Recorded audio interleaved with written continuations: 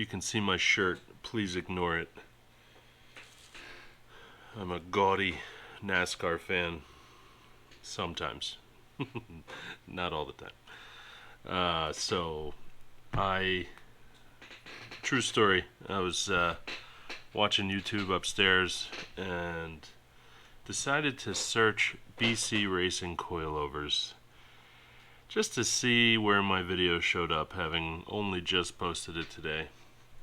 After scrolling through roughly 100 videos, I finally came to mine. So clearly this is a hot topic, maybe a saturated topic, but at the same time 98% of all the videos were install videos, or butt dyno videos of somebody who has never been on a racetrack. So I became motivated. It was very frustrating to see zero technical experience, and I get it. It's $1,000 coilover package, but I'm pretty confident this carries over to other brands, and it just doesn't matter on YouTube, which is why I want this channel to be so focused on education. But it was just garbage content. How to install. Oh my god, I went around the block. It's amazing. And I think they're all full of shit. So I got motivated. I came down here and I wanted to pull this thing apart even more. So this right here is what I now call, every damper company says something different, which is really annoying, a PNR assembly, which is a piston and rod. And there was something I noticed when I first pulled this apart a couple years ago. This is actually a S60R rear PNR. I never returned it, never sold it. It's what I've designed the parts I have off of, and just whatever. Eat the cost. I think it's worth it having it lay around, but for reasons like right now, I've never actually taken this piston band off, and I noticed when I first pulled this thing out of the damper a couple of years ago, this is a very unique piston band, and I love it. It's might be my favorite of any design out there, and there are a bunch.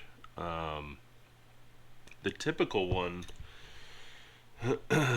This is one of my strange engineering pistons, and what they typically have are these split bands. So they're easy to come on and off. It's really good for rebuildable dampers. This is not what any sort of production damper uses. They have overmolded ones that they're basically like heated into and melted into position, and then they have some spring action built into them that seals against the wall. Generally has more friction, seals better, but that comes with friction. Whereas a racing damper like this, it's a little bit looser fit, still very tightly toleranced, but you're going to have a little bit more leakage past the OD of the piston. But it does help when you can drastically cut leakage down when you throw an O-ring behind it, because it wants to apply pressure to the damper tube. So this is very typical. A lot of dampers out there have pistons like this, rebuildable dampers. Well, I should say wear bands like this, not pistons like this. Most companies don't put the effort into the machining that a piston like this has, which is 100% a derivative of my experience at Penske and their pistons, as anybody that knows Penske can see.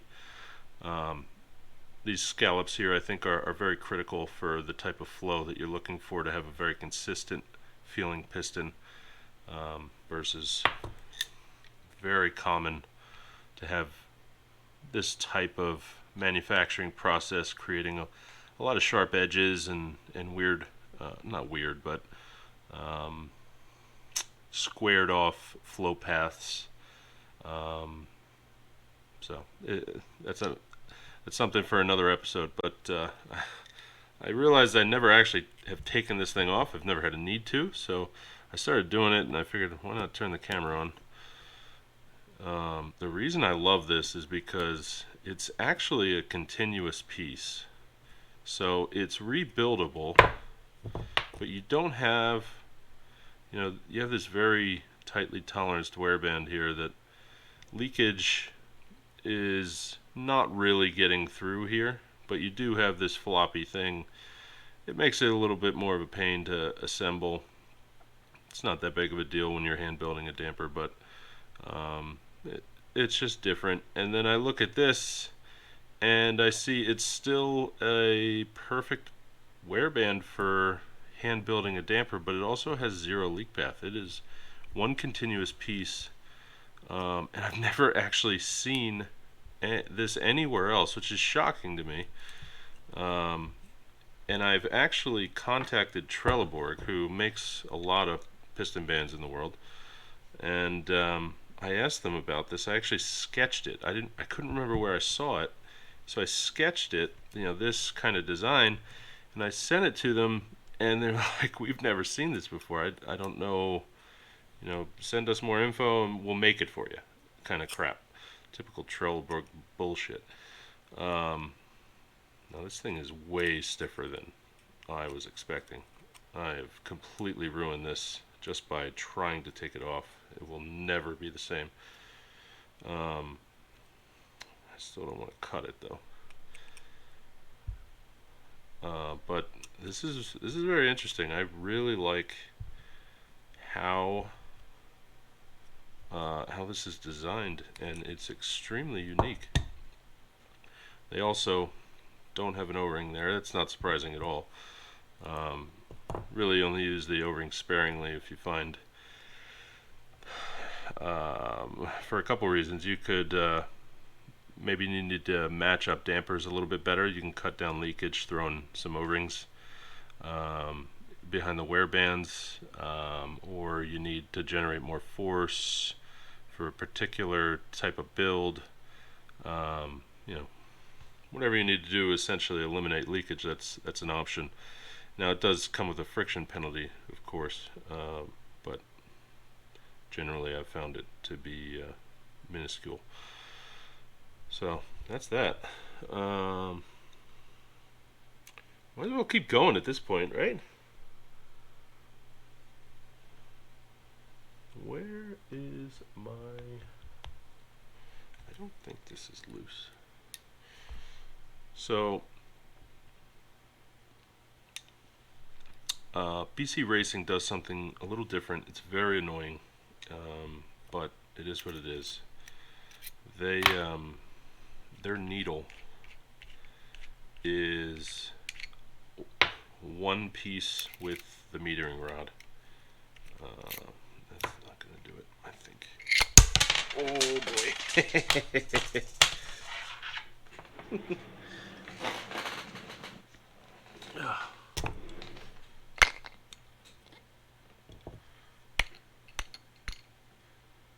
Oh, it's out.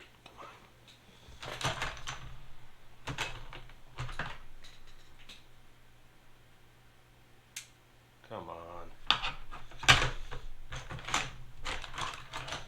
Here we go. You can never find enough ways to use a dial caliper.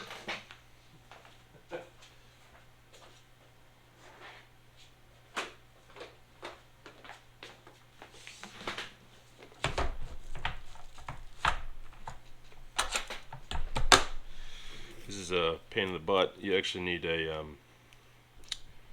specific size Allen wrench. I forget what it is, but I'm not at the garage right now. In the garage, so do what I can. There we go. So this is the needle, and this part of it is typically a separate piece, and it would be called, at least at Penske, it's called a metering rod. And it would just push against the needle, which would be a separate piece. And it works well because, you know, you're clearly sealing internal pressure in the damper with these O-rings. So the needle, internal pressure is always trying to shoot the needle out the center of the rod. So it's always pushing against a metering rod, so you don't actually have to have this be one piece. I'll have to consider making this two pieces when I make my own needles, but for at least the initial prototype I'll make it just like theirs. But yeah, it's a little funky. Typically the metering rod would drop in from the exterior side, and the needle usually from the interior side, and the needle has the seal built into it, or there'd be another piece that has a seal. And that's it. That's the taper I hate. It's pretty terrible. I think their land here is also a little oversized. So what happens is you have a discharge coefficient when flow is going through and seeing this needle, and it has to make its way around this this edge here, which is the hard stop at full stiff. You know, you tighten it down and it goes into this jet. It's just a straight through hole, and that's the hard stop. That's your full stiff. You've essentially completely locked it, and no flow is supposed to get through. And then as you slowly bring it out through various clicks, you've got more and more flow, but that flow has to get around that flange. There's not a lot of space in here for flow to go around. So what that does is that creates a restriction, and when flow is going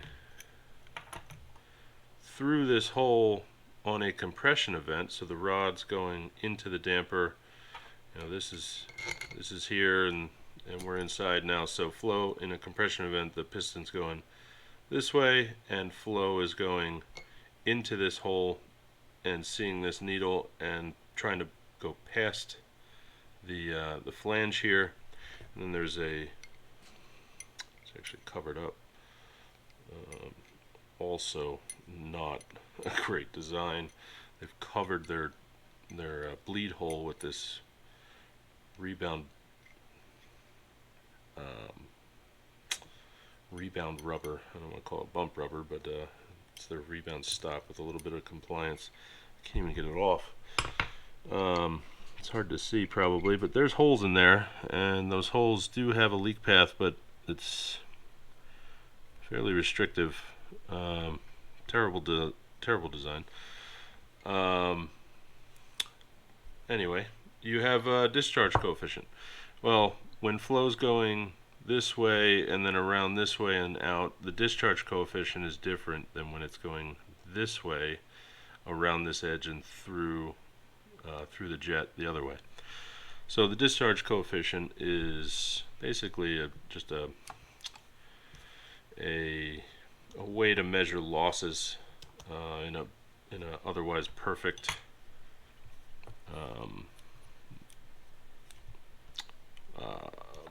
hydraulic restriction. And yeah,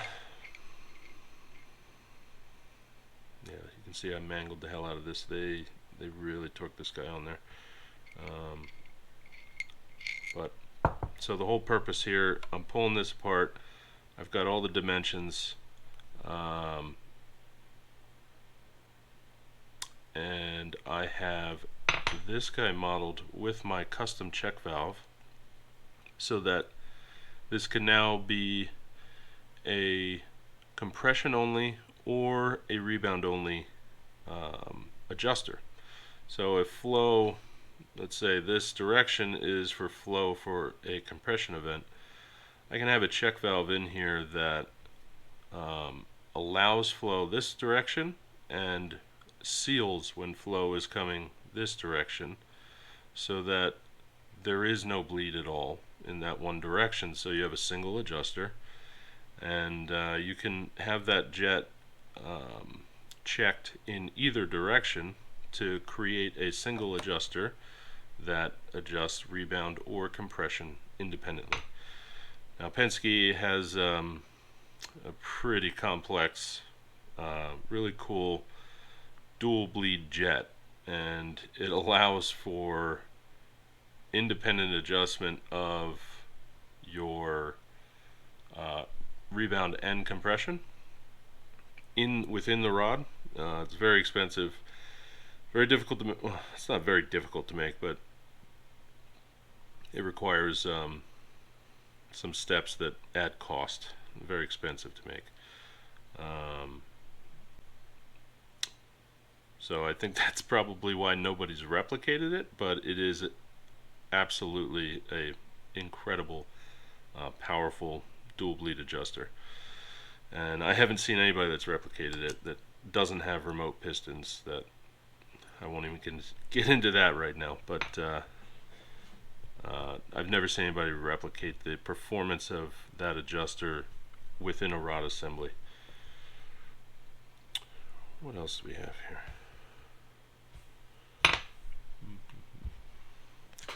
This is the body. It's real simple. And one thing I have done, and the whole premise of this project is the structural parts, which I wish it was aluminum, but this is heavy ass steel, is that their surface finish and their bore diameter and tolerance are very good from what I've measured. I've obviously got a small sample size of 4, but they were very tightly toleranced, it seems, and the surface finish is really good. So this is really a building block for a good damper, ignoring the weight, because I can take this garbage piston, replace it with a good one, and it's going into a good bore that I know is going to seal well. It's going to have the proper finish for low friction. And we're not talking about just the main piston here, we're talking about also the floating piston to separate the oil and the gas. So this, I looked at this and I was actually really shocked. I thought, their finish was spot on, and essentially it was the first step to deciding that it was worthy of building off of and making better components to go inside. Now this guy is disgusting. I need to get this off. This is likely the culprit for all the friction.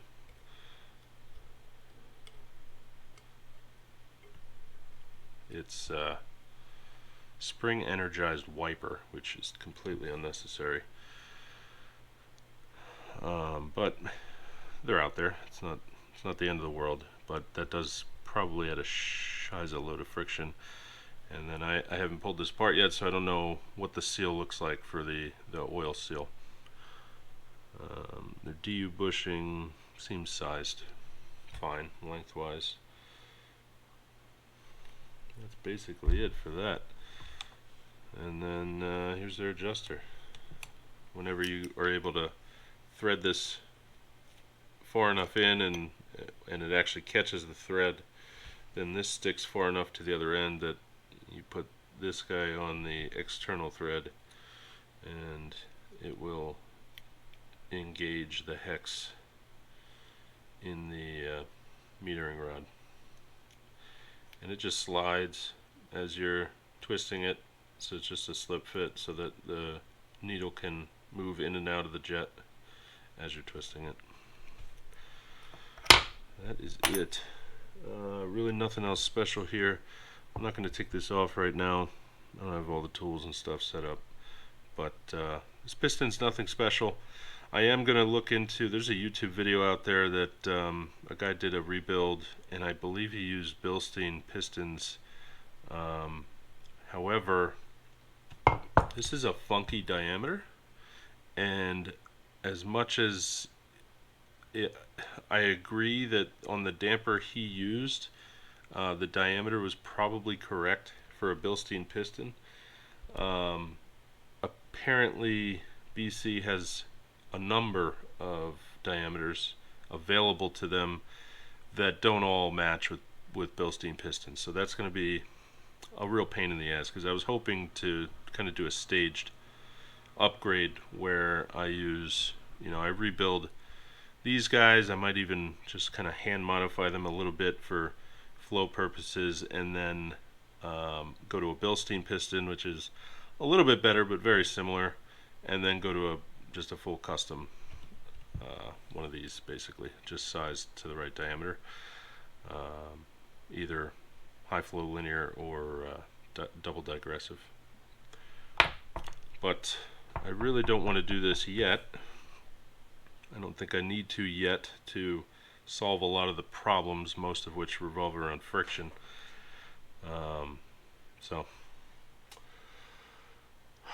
that's it. I'm going to go troll YouTube again.